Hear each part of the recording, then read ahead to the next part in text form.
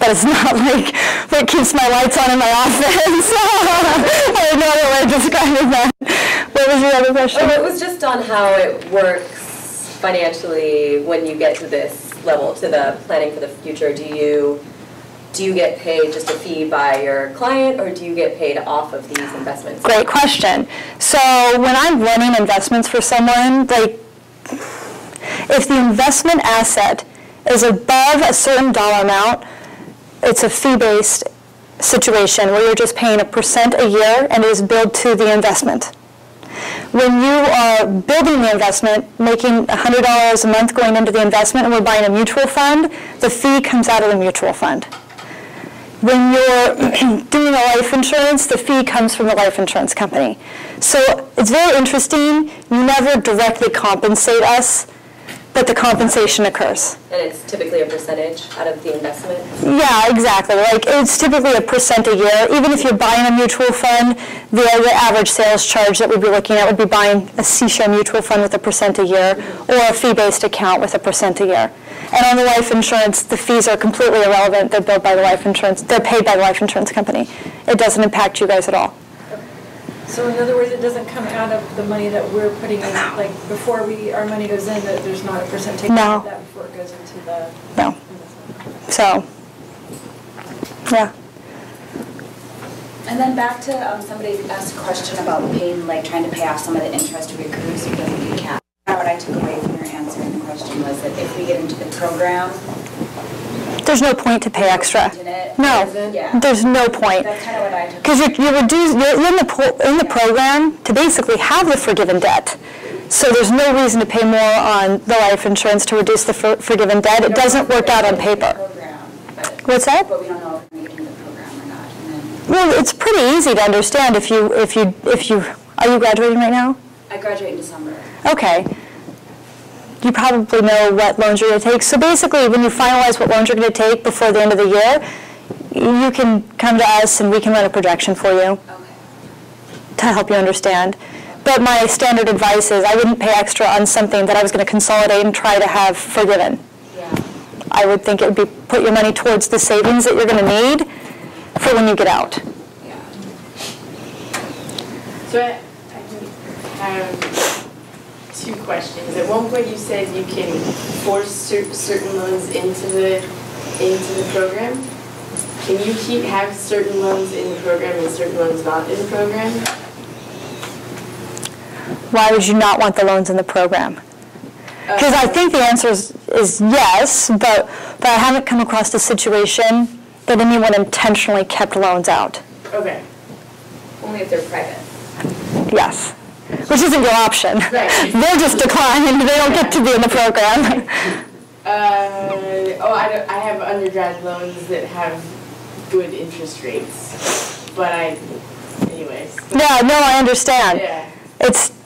That is the scenario that I have looked at, and in most instances, it was, well, if I'm going to get this debt forgiven, why pay on any of the loans? Right. Okay. And then someone was recently talking about, well, you should not make a lot of money. Like you should keep your income low. Absolutely. Okay. But again, it goes back to how are you getting paid? Are you self-employed? Are you working through a company? If you're working through a company, can you make an arrangement to get a bonus instead of a higher base salary? There's all sorts of things that you can do, even if you're employed with your employer. You can protect yourself with contracts. But yeah, there's games you can play as long as it's a small enough employer who understands. And if you're employed by yourself. Or if you're employed by yourself. Okay. What about the 501c3 program forgiveness thing? So if you work for a 501c3 for 10 years... Right, right, that was the one I touched on in the beginning. Yes, that's a 10-year federal, it's a 10-year payoff. Not taxable forgiveness, right? It's just forgiveness? Yeah, that's the question. I'm almost certain it still has taxable at the end of it, but I have to double check. Okay. Because I actually do not have anyone who has ever qualified forever on that side of it. Because that's committing yourself to that. And I don't know why I've never had anyone successfully make it into that. Because 501c3s are a little rough to because work for. I think they just started in 2007, one of our graduates, even though he started his nonprofit. Maybe it was later than 2007. Anyways, no one has had enough time since that program existed to get to the 10-year mark. But the taxable event is, I was reading about that before I came here, trying to anticipate that, and for whatever reason, I didn't write that down as the A friend of mine 501. just looked into it, who's pretty detail-oriented, and she said no taxable event after that. I'm pretty sure there isn't. I think you're right, but I seem to remember reading something about it that makes me question that answer. Yeah. So I can send that the answer to Angela and let her know. I've also gotten a question about how many, like, does it have to be one 501c3? Can you work at multiple 501c3s for 10 years? I kind of looked into it, like you have to average 30 hours, 20 to 30 hours in a week for a year. So that could potentially mean you could work. Yeah, so To get your hours. yeah, the 501c3 one is an interesting. Well, and then I had a doctor who worked for the military that was supposed to qualify and couldn't get herself into the program to save her life. And so and she worked on the federal side. So I haven't had a lot of luck on that side, and on that program specifically. Right. So, Okay. but I can get the answers. Okay, cool. All right. Could we transfer, if we have a, this is kind of a side note, but if we have a 401k with our employer, or the people our employer work with, can we transfer that? Should we transfer that to you? Or? Yeah, exactly. Like the idea is that I can help you with managing your investment assets, your retirement accounts. Like my goal is comprehensive planning. I sound bad on sound. It's like, yeah. All right. And did I miss anything? No, thank you so much for coming. Thank you, guys. Hopefully you can leave your information. Yeah. Oh, here. I don't know if I brought enough business cards. I know I can write my email up here as well as my office line so you guys can follow. And our offices are off the freeway, right at Delmar Heights Road.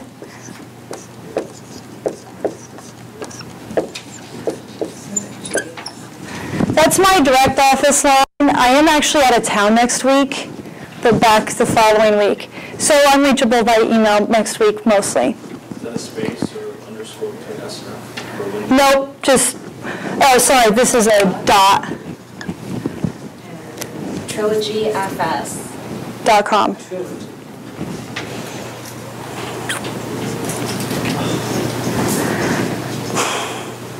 Do you know if you've already qualified for IBS on 2 different loans, if you can consolidate them after that?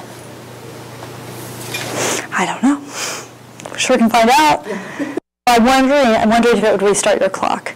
Like, if you've already gone into IBR. It's only been a year. Okay, so it might not make a difference to do it. This is year 2. Yeah, exactly. So it would be worth looking at to see if it would provide you a better benefit if they were 1. Right. I don't know how, but really. Still worth looking at, I guess. Yeah. Doesn't hurt to look. The more information you have when you're making your decision, the better. All right.